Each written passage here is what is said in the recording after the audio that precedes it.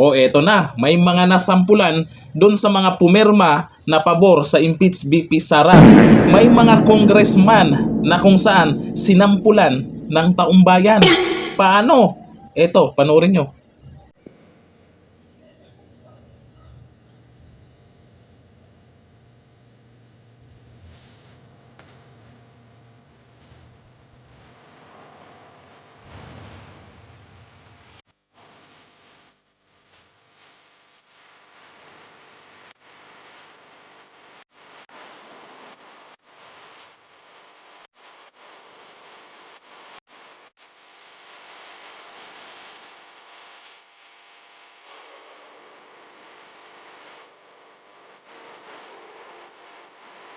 Nako, wrong timing kayo.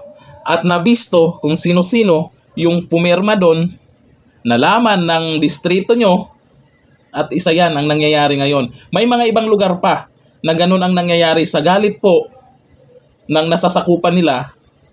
Ay, ayan, ginawa. Pinagtatanggal yung mga mukha nila dyan sa daan. Nako, mararamdaman nyo. Ngayon pa, pumirma kayo dahil mag-e-eleksyon. Baka may kailangan kayo, kaya pumirma kayo. Sana Ang masama dito, nung ipinasa nyo dyan sa Senado, ay mukhang deadma. Mukhang deadma. Yak, si Franz Castro. Si Franz Castro ngayon nagngangaw-ngaw. Mukhang nasayang yung pinaghirapan nyo. Mukhang nasayang yung plano nyo. Eh ano na, kayo ang nababalikan. Yung mga pumirma ang mababalikan sa galit ng taong bayan. Hindi nyo po sila masisi. Kasi, alam nyo naman, karamihan ngayon, mas importante pa, natutukan nyo po yung problema. Lalo sa bilin, mga magbabatas kung gagawa ng batas at kung ano-ano pa. Tapos, basta na lang kayo pumirma ng pabilisan na sa tingin ng karamihan ay hindi naman dapat unahin, kung hindi, ipagpaliban. Oh, sampul pa lang yan. Pero asahan, sa mga susunod na araw niyan, meron pang mababaklasan. Sana, yung torpulin lang. Mahirap kung sa ibang paraan. Kawawa naman. Sabi ng Pangulo, meron pa daw pipirma pa. Kaso wala daw dito sa bansa. Ay, nagpaliwanag na rin siya tungkol doon sa nangyari ngayon sa Kamara. Ito, pakinggan natin ang paliwanag ng Pangulo at kung sa inyo ba ay pasado. Ito ang video. Because, to tell you the truth, I've been a little bit dissatisfied with the ambush interview. Kasi some of the things that we talk about are not simple na yung isang soundbite lang kuha na. Hindi pwede yun. So, so I thought that we should have a proper press conference where you can ask your questions, take your time asking the question, hindi tayo nagmamadali. And to continue that, I think I've asked Cesar to arrange that we do this at least once a month, unless there's something very, very important, like there is today. Now, I know I have been watching, of course, I've been watching the coverage on the impeachment proceedings in the different, both from the traditional media and social media. And maliwanag naman na marami kayong itatanong. Kaya sabi ko, hindi naman yung mga sagot ko hindi makukuha sa isang sentence lang. Kaya kailangan siguro gawin na natin to. And so anyway, so let's start a subject on the impeachment of Vice President Sara by the House of Representatives. Now, I think it is useful, siguro para maunawaan talaga natin ang mga pangyayari at bilang siguro parang paliwanag na rin doon sa mga tanong na nakikita ko sa mga commentator. Number one, maalala ninyo, nagsimula lahat ito nung I made the pronouncement, sinabi ko na ayaw ko yung sana wag na tayo mag-impeachment dahil madaming ibang trabaho at actually it's also not practical. At nung panahon na yon, nung una kong sinabi yun, wala pang nagfa-file ng impeachment. Kaya sana, I was hoping na makumbinsi ko lahat ng kung sino man, wag na muna natin gawin ito. Kung meron, kung talagang, kung talagang meron kayong paniniwala na kailangan gawin ito, wag naman siguro muna ngayon at marami pa tayong gagawin. Kaya kung titignan naman ninyo, yung mga kaalyado ko sa House of Representatives, wala sa kanila ang nag-file. Wala sa sumunod naman nila sa hiniling ko sa kanila na wag silang mag-file ng impeachment dahil hindi magandang timing at saka marami pang problema. Ngunit, may ibang grupo, of course, the Makabayan Group out of the House of Representatives, Senator Laila De Lima, the religious group nag-file ng 3. And if you remember, nung statement si JPE na sinasabi niya hindi pwedeng pigilin yan dahil may grupo na ayaw. I think he was referring to Iglesia ni Cristo. So sinabi niya, hindi naman natin pwedeng pigil dahil may grupo o may tao na ayaw yan. At sinabi ko sa inyo, nung tinanong niyo sa akin, sabi ko, I agree with him. Totoo. And if you remember, my words were this: they will now, once the impeachment complaints are filed, they have no choice. The House has no choice. The Senate has no choice. Kailangan nilang i-proseso ang impeachment complaint. And that's exactly what has happened. Once the impeachment complaints were filed, the House and the Senate, they had no choice. Nakatali ng kamay nila. They have to do this. And they have to do it in recognition of the complaints that have been filed. So, yun ang nangyari ngayon. And that's why we have come to this point where the House has transmitted already the impeachment complaint to the Senate. We have heard some of the statements made by the Senate President as to how he is planning to handle it. So, we will have to see because it is many, as you've heard before, and that we heard many times during the Corona trial, these impeachment trials are sui generis. And therefore, we have to be very clear how the rules are and how it will be conducted. Yun ang naalala ko because I was also in the House and I was in the Senate during the Corona trial. Kaya I have some understanding do sa mga procedure. But anyway, that's the way I see it. That's the way that happened. And now I'll open the floor to any questions of yours. Thank you, Mr. President. First question, Ivan Marina, GMA7. Good afternoon, Mr. President. Good afternoon. While it is true na constitutional duty ng House na to act on the impeachment complaint, meron ho silang choice kung i-endorse nila o hindi. Diretsuhin ko na po yung tanong, did you have a hand in this impeachment? No, the executive cannot have a hand in the impeachment. Walang role ang executive sa impeachment. Of course, did we discuss it with the Speaker? Did we discuss it with the other congressmen? Of course. And tinatanong, anong plano ninyo? Ano ba talagang gusto ninyong gawin?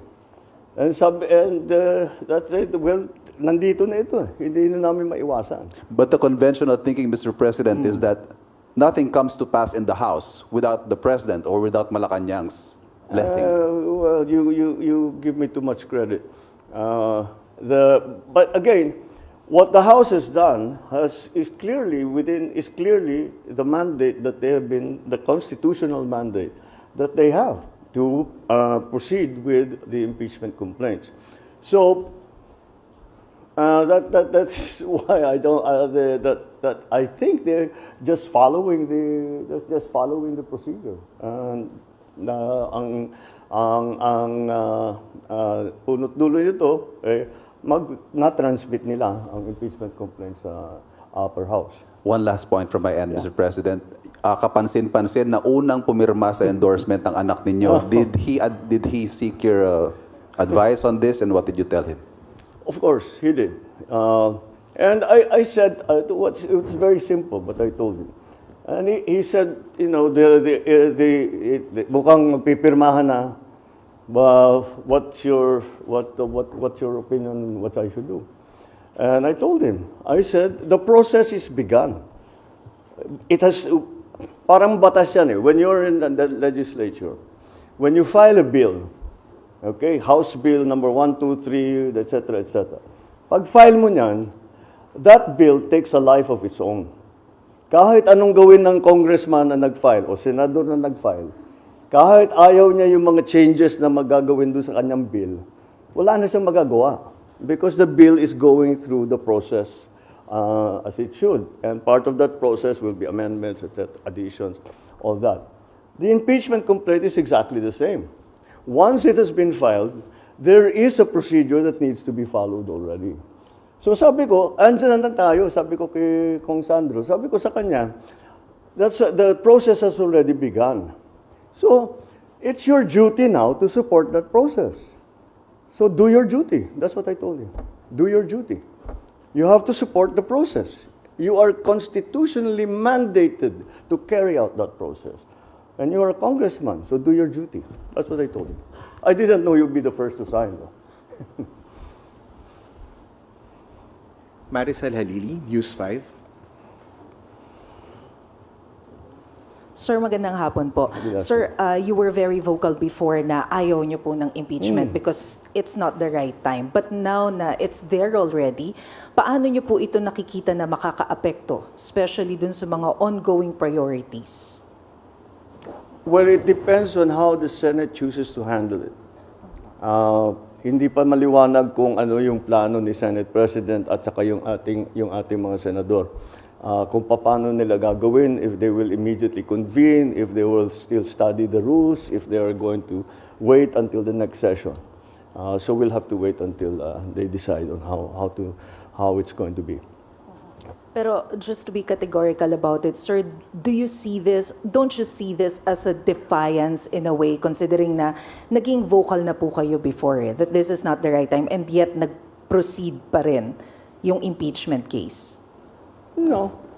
I'm sure that the parties that filed the impeachment cases felt strongly about it, and despite my importunings and expressing my opinion that we really would rather not have the impeachment, they continue to do that. So, it's not defiance. May ganyan ang kanilang paniniwala.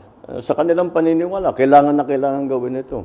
Kahit na sinabi ko na sana wag na, hindi pwede, hindi namin pwedeng palampasin ito. Ganun ang thinking nila. So, tinuloy nila. And I don't view that as a defiance. I view that as they're expressing what they feel to be right. Thank you, sir. Thank you. Jonel Maribohok, UNTV. Sir, other issue. Sir, ano po yung nasa likod ng biglaang pagpapalit ng liderato po ng PhilHealth at ano po ang inyong direktiba sa bagong PhilHealth President, sir? Actually, kung titignan ninyo ang qualifications ni Dr. Mercado, he is very, very well versed in both hospital administration, insurance, and his whole life has been devoted to healthcare. And so, it was after nung nag-oath taking kami, matagal kami nag-usap. Sabi ko, baliktad, hindi ko siya ina-advise, he's the expert. So tinanong ko siya, ano sa palagay mo ang kailangan natin gawin? And we went, pareho kami, immediately napunta yung usapan sa digitalization. Kasi maganda naman ang serbisyo ng PhilHealth, ngunit yung pag-process ng claim, pag-apply, etc., hindi kinakamay pa rin. Kaya't napakabagal. And that's why that became a priority. But of course, beyond that, he has many other ideas on how to make the services of PhilHealth more inclusive, expanded, and again to give better coverage for different conditions for those who have. Those who will avail of the PhilHealth services and of their financial support. Sir, nagre-resign po ba si... At sinabi niya sa akin, sige, that's as far as I can tell you. Sabi, I'll go first I'll go to say in a week's time, sabi niya sa akin, in a week's time, may bigyan kita ng report much more detailed kung ano sa palagay ko yung nakikita ko sa PhilHealth na pwedeng palitan, pwedeng palakihin, etc. etc. Sir, may we know, nag-resign po ba si Rel Ledesma? Well, yes, he left his position already. Sabi niya that nahirapan na rin yata siya sa with all of the, hindi siya sanay sa politika. Mandy Ledesma very much comes from the private sector, so I think he found the transition to be jarring, shall we say. Thanks, sir. John Ayu, People's Journal. Good afternoon, sir. Sir, just would like to get your thoughts on Representative Marcoleta's statement that there is no such thing as the West Philippine Sea. Okay, so he's expressing his opinion. When I see him, lulukuhin ko siya. He's a candidate, so he has to grab headlines, di ba? So tama yung ginawa na for a candidate. Ngayon, ever talking about him na. magaling talaga siya sa ganyan. Sir, yung Chinese monster ship nasa West Philippine Sea for more than a month now, how are you going to respond to this? Will you change your approach? Kasi parang hindi naman umaalis doon sa area. Well, we don't have the means na paalisin. Hindi naman, buti kung meron tayong aircraft carrier na may kasamang destroyer, frigate at saka submarine na papupuntahin natin doon para matulak silang palayo. Wala naman tayong ganun. Kung sa palakihan at paramihan lang ng barko, malayo tayo sa China. Pero ang policy naman natin is that we will just continue to defend our territorial, our sovereign territory and our territorial rights in the EEZ. Yun lang. Kahit ano pang ang iniisip na ano bang mission ng Coast Guard, ano bang mission ng Navy to protect the territorial integrity of the Philippines. So that's what they will do. They will continue to do that no matter what any other foreign power does. That is what we will do. When we detect the presence of a foreign vessel who is beginning to intrude or coming close already to our coastal waters, papupuntahan natin ang barko. And we will challenge them.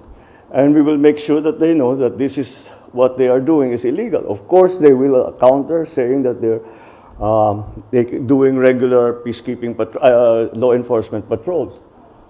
But they will always find they will always find the Philippine presence no matter what they do. Kahit na kahit na banggain na yung barko natin, kahit na mag-water cannon sila, mag-laser sila, kahit kung ano pang gawin na mag-block sila, laging nandyan ang Pilipinas.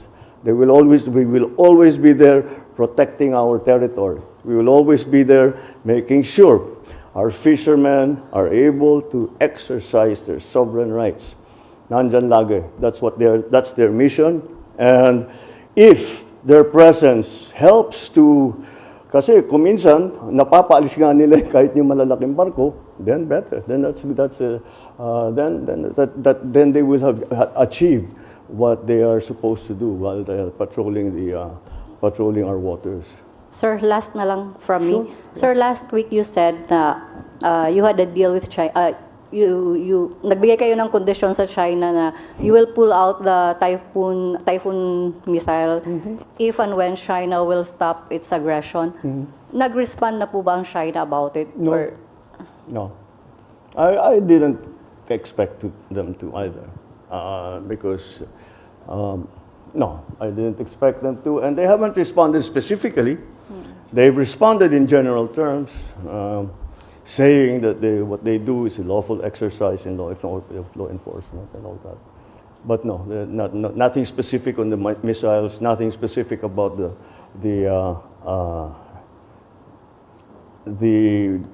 reduction of tension, the reduction of the aggressive moves, and nothing like that. Wala kaming napag-usapan na ganun. Thank you, Mr. President. Alexis Romero, Philippine Star. Good afternoon, Mr. President. No? Good Let me just go back to one of our interviews during one of your previous US visits sa Honolulu, Hawaii, when asked about the looming impeachment supposedly that time, no, against Vice President Sara Duterte, no? When asked, no, you told reporters, you told us, binabantayan namin ng mabuti, this was in Honolulu, Mr. President, binabantayan namin ng mabuti because we don't want her to be impeached. She does not deserve to be impeached, so we will make sure that this is something we will pay very close attention to. So that time, apparently, you do not want her impeached. Given these recent developments, do you hold that stance still, or your position has changed? It doesn't matter what I think. It will have to go to the procedure. It will go to trial, and we will have senator judges, and they will hear the case. The prosecutors will come from the House. There will be a defense panel, and it will be a trial. It doesn't matter what I think at this point.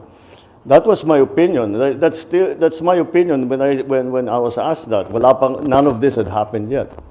But I have to keep reminding you, the executive wala kaming formal role in the entire impeachment process. The executive has no formal role. If ever there's an informal role, makausap ko yung TV speaker, makausap ko yung congressman, makausap ko yung senador, si SP, makausap ko. But that's about it. Pero they will decide how they will proceed. I don't think you can expect the congressman or the senator or the SP or the speaker to come to me. What do you want us to do? They know what they have their own way of doing things, and that's what they will implement. So siguro the most that a president can do, or any part of the department of the executive can do, is moral suasion. Wag na lang sana. Wala, that didn't work. Natuloy pa rin. So we follow the process. Salamat po. Yeah. Raquel Bayan, Radyo Pilipinas. Hello, sir. Sir, I know co-equal branch po natin dito po, sir. I know co-equal branch po natin, sir, yung Senate. But are you planning, sir, to, personally ask the Senate kung paano po nila i-handle yung impeachment para po tayo sa executive makapag-address? Issue ng Kung paano po nila i-handle once na ma-transmit na po sa kanilang impeachment para lang po tayo sa executive, malaman rin po natin kung paano yung gagawin nating adjustment doon sa possible effect po sa bansa nito. doon sa possible. Possible effect po ng impeachment sa bansa. It's not up, again, you should ask, now at least at this point it's in the Senate. You'll have to ask that from the Senate. If you're going to ask about the prosecution's case, I don't know if you'll get an answer right now because we've only just started, but they're the ones that you should be asking. From this point on, I'm just a very interested observer. But again, I don't appear, I will not be part of it. There will be no representation from the executive. Why should there be? So, wala talagang we leave it to Congress, now specifically the Senate, to exercise their own wisdom. Eden Santos, Net 25. Mr. President, sabi niyo po ang impeachment ay hindi makapagdudulot ng kabutihan sa buhay ng kahit isang Pilipino. Nung nag-ask po ng advice sa inyo si Congressman Sandro Marcos, as a father and as a father of this nation, hindi niyo po ba naisip, na-advisean siya, nagawin kanyang duty para sa kapakanan at interest ng mas nakararaming mga Pilipino, at yung kung ano po yung standing niyo na sana ay wag matuloy yung impeachment? The House is a collegial body. They decide as one. And that was what the House decided. He is a member of the House of Representatives. So, as a member of the House of Representatives, he has to do his duty. Whatever his opinions might be, he must do his duty. Even if he's hesitant, and all this applies to not only my son, it applies to all the congressmen. Once na-file na yung impeachment complaint, gawin nyo na yung trabaho ninyo. Wala na silang choice. Yun ang tinutukoy ko, yung una kong statement tungkol dito. The Senate has no choice, the House has no choice. That's exactly what the situation is. Once the second that the complaint were filed.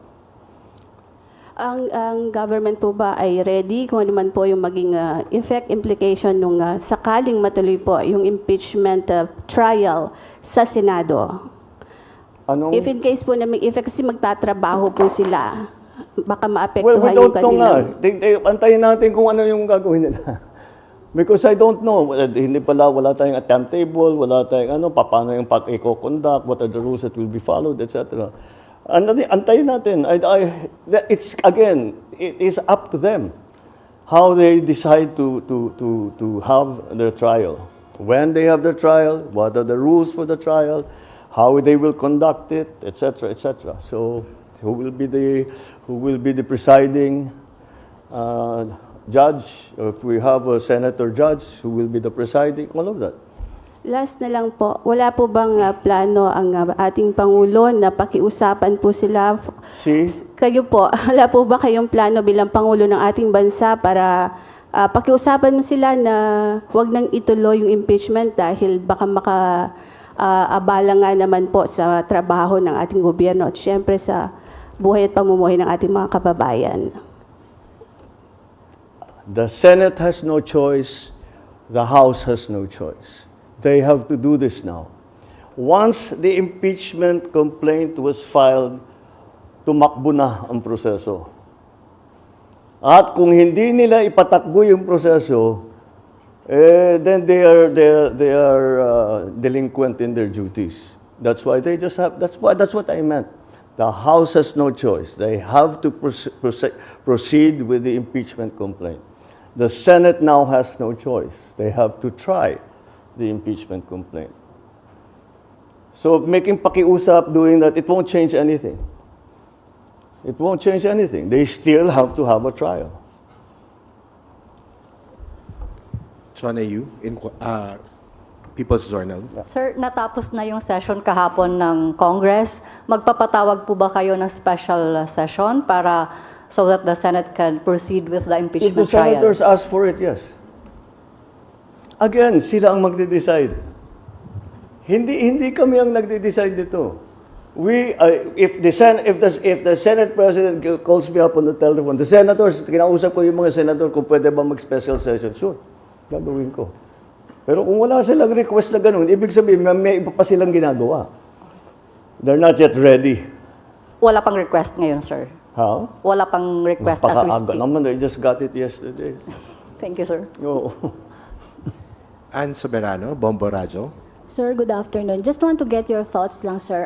May kumakalat kasing mga issue din na may mga kapalit na ayuda po. Yung mga pumirma pong mga congressman sa impeachment ay binigyan po daw ng ayuda. Your thoughts on this? Baka sakali, sir, na diversionary tactics or they wanted to undermine yung credibility po ng House? They're undermining the process. By saying that all this, that, yeah, I've heard also the assertion that may ganon. I don't think so. Overwhelming ang boto ang pumirma. At yung sa ano ba yung pumirma 215. Ang pagkaintindi ko that meron pang mga congressman na gusto sanang pumirma pero out of town. So hindi sila makapunta para pumirma. In fact, nagtatanong ang iba kung pwede e-signature. Mukhang hindi pwede kasi kailangan ka sa harap ng section at saka isusumpa at saka naka-notarize. So, but I don't think that kind of two-thirds of the Senate, 306 sila, they got 215. So over just a little bit over two-thirds, hindi mo makukuha sa ganong klaseng sistema yan. I know. I've been in Congress. I don't think that way of operating would have worked. Certainly not to the extent that you get 215 signatures. Okay. Ana Badjo, GMA News Online. Good afternoon, sir. Sir, may we just get your thoughts on the statement of Representative Paulo Duterte that the impeachment was just an abuse of power and political persecution? What else will he say? alam mo naman sabihin niya, tama lahat yan. Dapat talaga siya. It's nothing surprising. We've heard these statements from Congressman Pulong before. I just see his reaction to that. But by Pulong Duterte about Sara Duterte, so not exactly surprising. Okay? Thank you, sir. Sir, we have Richmond Quevedo from Tribune.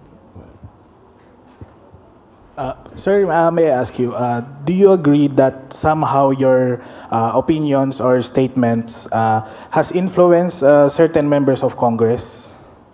Like somehow, sir, parang reverse psychology, like sending a kind of signal? Well, it did because none of, like I said, wala naman sa yung sasabi kong kaalyado namin sa House ang nag-file ng impeachment.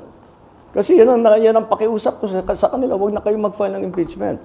So hindi sila nag-file ng impeachment. Ang nag-file ng impeachment, ibang grupo.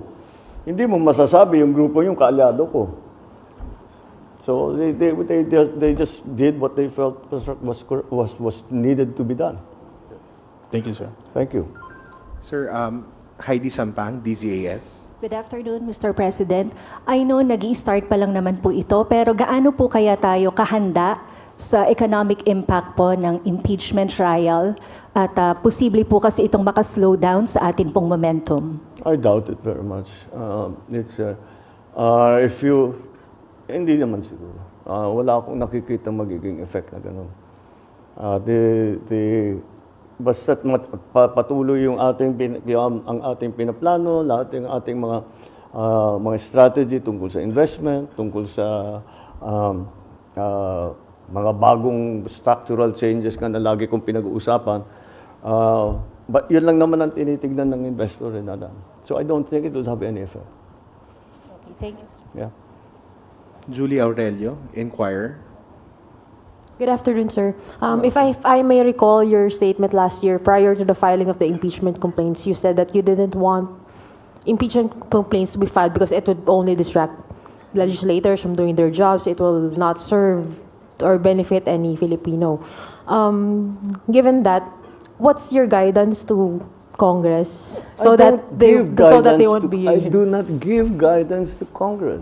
But how do you solve the problem of not distracting them from their job? Again, you give me far too much credit that I can tell congressmen to do this and to do that. I cannot. I do not give guidance to Congress. We are independent of each other. Of course, we talk to each other about all kinds of things. But hindi ko kaya sasabihin, gawin mo ito, gawin mo yan, gawin. Hindi ko kayang gawin yun. And so I don't even attempt to do that. So let's be very clear there. Sure, when I'm talking to them, they ask my opinion. I give them my opinion. But it's up to them to take it or not. You cannot call it guidance.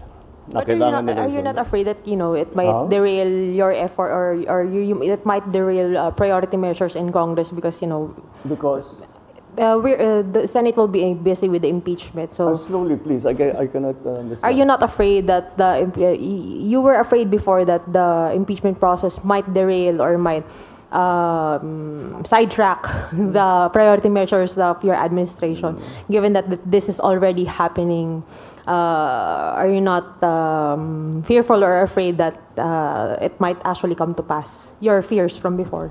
What did we talk about 80% of the time today? Impeachment. It happened already. It's happening already. Imbis na pag-usapan natin ang agrarian reform, imbis na pag-usapan natin ang climate change, we're talking about impeachment. So what you're asking is I'm not afraid it's about to happen. It's happened. Look at today. Today, we're talking about impeachment the whole time. Last na lang, sir. When you gave those, when you uttered those words that you're not in favor of impeaching the vice president, that happened when it was not yet filed. You made that clear, very very clear, and yet you did say that it is Congress's constitutional duty to let the process go, to let the impeachment process proceed as constitutionally mandated. However, the outcome is actually contrary to what you actually want, which is not to impeach the vice president. No, where is the contrary? Where is it contrary to what I said? Because you don't, your thoughts was you do not want the vice president to be impeached. That's what Okay. you said before. Oh, so that's given my- given that, do you feel that don't you have any ill feelings towards congressmen who led to the transmittal of the impeachment Well, articles to the the Senate? congressman with who I'll just repeat it again. Lahat ng natatawag kong kaalyado ko sa House of Representatives, wala sa kanila ang nag-file. But they signed it, sir. Huh? But they signed it. Because it's already there. Nandyan eh. Ano pang gagawin nila? And there was a very clearly a large bloc in Congress, at least 215, who wanted to sign the impeachment. They did not file a case because I asked them not to.